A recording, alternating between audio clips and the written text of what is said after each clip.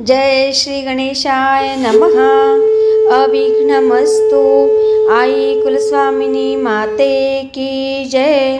जय श्री गुरुदत्त श्री स्वामी समर्थ महाराज की जय। निशंक होई रे मना, निर्भय होई रे मना, प्रचंड स्वामी बळ पाठीशी, नित्य आहे रे मना, नित्य आहे रे मना। श्री स्वामी समर्थ महाराज। नमस्कार स्वामी भक्त हो। श्री स्वामी समर्थ महाराज यांचे एक भक्त गोपाळ बुवा केळकर उर्फ श्री प्रीतीनंद स्वामी कुमार यांनी शके 1818 मध्ये श्री स्वामी समर्थांचे चरित्र म्हणजे बखर लिहिले आहे। ते स्वामी महाराज यांच्या जवळ असताना त्यांनी समक्ष पाहिलेल्या, तेथील सेवकांनी सांगितलेल्या तसेच ऐकलेल्या समर्थांच्या लीला त्यांनी मोडी लिपीत लिहिल्या आणि 1975 मध्ये ही बखर प्रकाशित होऊन प्रसिद्ध झाली। आजपासून आपण ही बखर ऐकणार आहोत। सादर करीत आहेत सोनलताई। नमस्कार। श्री स्वामी समर्थ। जय जय स्वामी समर्थ। अवधूत चिंतन श्री गुरुदेव दत्त। श्री स्वामी समर्थ बखर कथा। कथा 43। बाळप्पास समर्थ नामजप करण्याची आज्ञा करतात। एक ब्राह्मण पार्थिव लिंगाची पूजा करता करता म्हातारा झाला। एके दिवशी पार्थिव पूजा करीत असता महाराज म्हणाले, अरे, मातीची पूजा आणखी किती दिवस करणार? ब्राह्मणास पुढील मार्ग सांगितला। एखाद्या वेळी गणपतीची पूजा कर, सांबाची पूजा कर, असेही महाराज एखाद्यास सांगत। पाषाणाच्या मूर्तीची भक्ती करण्यापेक्षा गुरुभक्ती श्रेष्ठ, असे महाराज भक्तांस सांगत। एक वेळ अशी गोष्ट झाली की बाळप्पा सेवेकरी प्रातकाळी 4 वाजता माळ घेऊन गणपतीचा जप करीत बसला होता। स्वामी महाराज पलंगावर बसले होते व शिवबाई सेवेकरीण खाली बसली होती। गोष्टी चालल्या असता शिवबाईने महाराजांस विचारले की हल्ली बाळप्पा काय करीत आहेत? यावर स्वामी महाराज म्हणाले, तो तरट विणत आहे।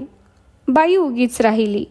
बाळप्पाने समर्थांचे हे उत्तर ऐकून मनात विचार केला की तरटाचा उपयोग विशेष होत नाही, त्या अर्थी गणपतीच्या जपापेक्षा श्री स्वामी समर्थांचा जप करावा। दुसरे दिवशी पुन्हा स्वामी महाराज पलंगावर बसले असता शिवबाई जवळ होतीच। बाळप्पा माळ घेऊन स्वामींचा जप करू लागला। काही वेळाने शिवबाईने स्त्रींस प्रश्न केला की आज बाळप्पा काय करीत आहेत? यावर समर्थांनी उत्तर दिले, अगं, तो कांबळी विणीत आहे। बाळप्पाने विचार केला, तरटापेक्षा कांबळीचा उपयोग जास्त आहे, तर सर्व काळ स्वामी समर्थांचे नावाचाच जप करावा। यावरून या जगतात शालजोडी विणणारे पुरुष किती असतील याचा विचार करावा। कर्म, उपासना, ज्ञान यापैकी ज्ञान प्राप्त होणे फार दुर्लभ। ते प्राप्त करून घेण्यास दीर्घकाळ श्रम करावे लागतात। परंतु मानवाचे पाठीमागे हा संसाररूपी काळ लागल्या कारणाने शिष्णोदराची सेवा करता करता मनुष्य जेरीस येतो। त्यास भक्तिज्ञानाबद्दल विचार करण्यास कुठे वेळ मिळतो? व महाराजही केव्हा केव्हा म्हणत असत की सर्व साधू पोटाखाली व चोटाखाली आहेत। सबब तरणोपायाचा अतिसुलभ मार्ग म्हणजे श्री स्वामी भक्ती होय। दीनजन तारण्याकरिताच हा स्वामींचा अवतार झाला आहे। स्वामी महाराज आपल्या भक्तास इतर तीर्थांस जाऊ देत नसत। कथा 44। मुंगी पैठणच्या विठाबाईची गोष्ट। एक वेळ अशी गोष्ट घडली की मुंगी पैठणची विठाबाई नावाची एक स्त्री अक्कलकोटास श्रींच्या दर्शनास आली होती. आषाढ महिना आला असून एकादशी नजीकच आली होती. बाईचे मनात पंढरपुरास जाण्याचे होते. तिने आपला हा उद्देश गणपतराव व बाळप्पा यांस कळविला. श्री समर्थांची स्वारी राजवाड्यात असल्याने ते बहुत दिवस तेथेच राहत असत. वाड्यात बायकांशिवाय पुरुषांस जाण्याची मनाई असे. बाईचा बेत ऐकून या दोघांस असे वाटले की महाराज वाड्यात किती दिवस राहतात कोण जाणे, तर बाहेर असे दिवस कंटाळवाने काढणे त्यापेक्षा विठाबाईबरोबर आपणही पंढरीस जावे. तिने ही गोष्ट मान्य केली. हा बेत रात्री झाला. सकाळी बाई राजवाड्यात गेली व स्वामींचे दर्शन घेतले. विठाबाईचे तोंडाकडे पाहून स्वामी महाराज म्हणाले, काय ग, विठोबाचा लंड धरण्यास अजून गेली नाहीस? हे ऐकताच बाई लज्जेने खाली पाहू लागली. जमलेल्या स्त्री समाजात एकच हशा पिकला. विठाबाईने विचार केला की प्रत्यक्ष चालते बोलते देव असून आपण विठोबाचे दर्शन करण्यास जाणार व त्यातून महाराजांचे सेवेकरीही बरोबर नेणार. असो, हे योग्य नाही. बाई उघडपणे स्वामी महाराजांस म्हणाली, स्वामी देवा, आपण चालते बोलते विठोबा असून मी पंढरीस कशासाठी जाऊ? याप्रमाणे बोलून बाई बिऱ्हाडी आली. बाळप्पा व गणपतराव सेवेकरी यांस तिने झालेली हकीकत सांगितली व त्यांचा पंढरपुरास जाण्याचा बेत रहित झाला. महाराज मग लवकरच राजवाड्यातून बाहेर येऊन सर्व भक्तगणांस दर्शन देते झाले. कथा 45. परशुराम सेवेकऱ्याची गोष्ट. एक वेळ परशुराम सेवेकरी याचे मनात आले की आपण काशीस जावे, म्हणून श्रींची आज्ञा घेण्याकरिता तो स्वामींजवळ येऊन त्याने प्रार्थना केली. यावर स्वामींनी उत्तर दिले, संत चरणाची माती तीच माझी भागीरथी.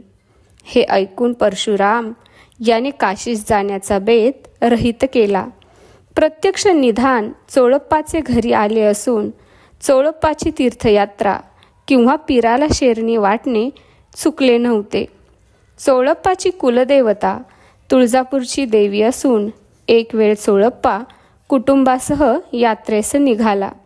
बाळप्पास आपल्याबरोबर येण्यास त्याने आग्रह केला. बाळप्पा स्वामी महाराजांचा निस्सीम भक्त असल्याकारणाने श्रींच्या आज्ञे वाचून तो कोणतीही गोष्ट करीत नसे. त्याने चोळप्पास सांगितले की स्वामी महाराजांची आज्ञा घ्यावी, म्हणजे आपण त्याच्यासोबत येण्यास तयार आहोत. मग चोळप्पाने बाळप्पाचा हात धरून त्यास स्वामी महाराजांजवळ नेले व तुळजापुरास जाण्याविषयी स्वामींकडे आज्ञा मागितली. महाराज म्हणाले, डोंगरावर चढून उकिरडे उकरण्यास जा. हे ऐकून श्रींची सेवा सोडून तुळजापुरास जाण्यात काहीच अर्थ नाही असे समजून चोळप्पा आणि बाळप्पा गेले नाहीत. परंतु काही दिवसांनी कुटुंबासमवेत चोळप्पा मात्र जाऊन आला. कर्म उपासना ज्ञान क्रमाक्रमाने साधनाने करावे, उगीचच ढोंग करून पोट भरणे हे स्वामी महाराजांस आवडत नसे. कथा 46. रामाचार्याची गोष्ट. अक्कलकोटास रामाचार्य म्हणून एक भिक्षुक होते. त्यास 4 कन्या असून पुत्रसंतती नव्हती. स्वामी महाराज कधी कधी त्याचे घरी जात असत. रामाचार्यांचे कुटुंब सौ गयाबाई श्रींस पुत्रप्राप्तीबद्दल हमेशा प्रार्थना करीत असे. तेव्हा तुला आम्ही एक मुलगा देऊ असे म्हणून स्वामी महाराज तिचे समाधान त्यावेळी करीत. याप्रमाणे 2 वर्ष गेली, परंतु पुत्र झाला नाही. गयाबाई श्रींस वारंवार पुत्रप्राप्तीबद्दल प्रश्न करी. यावर स्वामी होईल ग होईल असे म्हणून उत्तर देत. याप्रमाणे 6 वर्ष गेली. गयाबाई निराश होऊन एके दिवशी स्वामी समर्थांस म्हणाली, 6 वर्ष झाली मला पुत्र नाही. आपण मला उगीच आशा का दाखविता? माझ्या नशिबी पुत्र नसेल तर मला तसे स्पष्ट सांगा. आपल्या आशीर्वादे या जन्मी पुत्र होईल की पुढील जन्मी याची स्पष्टता करावी. याप्रमाणे अतिविनयाने तिने स्वामींकडे प्रार्थना केल्यावर स्वामी महाराज म्हणाले, नाही ग, तुला याच जन्मी पुत्र होईल. पुढे 2 वर्षांनी बाईंस पुत्र झाला. त्यावेळी तिचे वय 45 वर्षांचे होते. कथा 47. रामकृष्णराव सरदेसाई. मुंबईत रामकृष्णराव सरदेसाई म्हणून GIP रेल्वेत क्लार्क होते. ते संगमेश्वराचे राहणारे. श्री स्वामीसूत यांनी श्री स्वामींचा मठ मुंबईत स्थापन केला आहे. त्यात कृष्णराव हे सेवा करीत असत. त्यांचे कुटुंब जन्माचे क्षयरोगी असून केवळ अस्थिचर्म धारण करून होते. असो, श्री स्वामीसुतांच्या मुखाने समर्थांची कीर्ती ऐकून त्याचबरोबर कृष्णराव दर्शनास अक्कलकोटास गेले. श्री स्वामींची अगाध लीला पाहून त्यांची भक्ती समर्थचरणी बसली.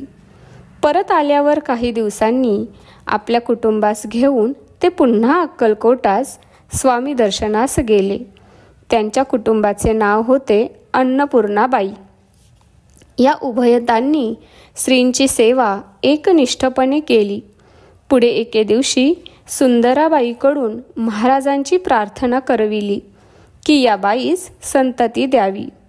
अशी विनंती करताच समर्थांनी उत्तर दिले, बोरीचे झाडाची सेवा तिने करावी, म्हणजे तिला अग्नीसारखा पुत्र होईल.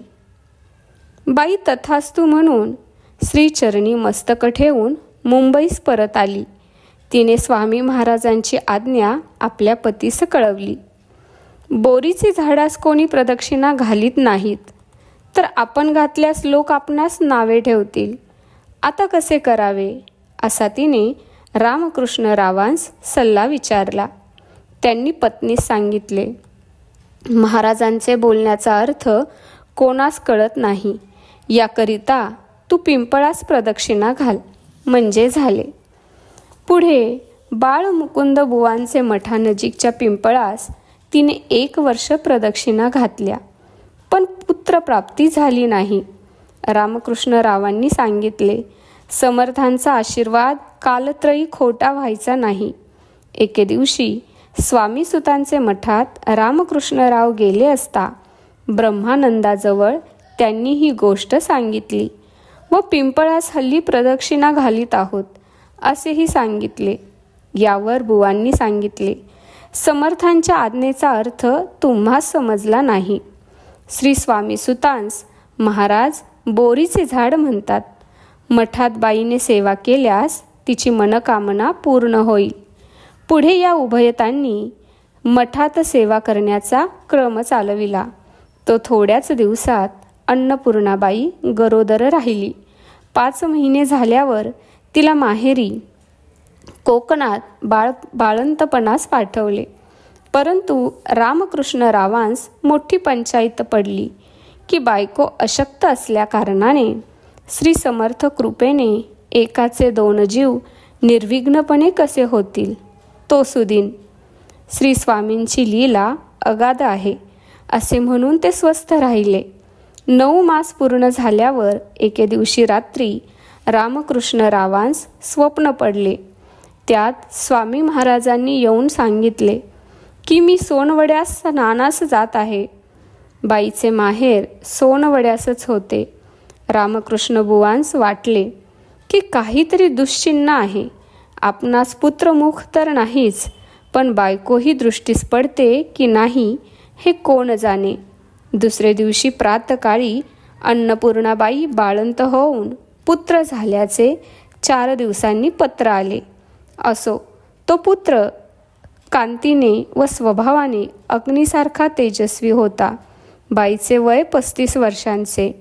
त्यात आश्चर्य इतकेच की क्षयरोगी बाईस पुत्र झाला. स्त्रींनी मी स्नानास जातो असे जे म्हटले होते ते बाईंचे बाळंतपण करण्यास ते गेले असावेत असे वाटते. स्वामींची लीला स्वामीच जाणोत. कथा 48. महाराणीस पुत्रप्राप्ती. एक वेळ श्री स्वामी समर्थांची स्वारी महारवाड्यात बसली असता एक वाण्याची बाई दर्शनास आली. तिने महाराजांची संततीविषयी प्रार्थना केली. तेव्हा तिथे एक मोठे हाड पडले होते.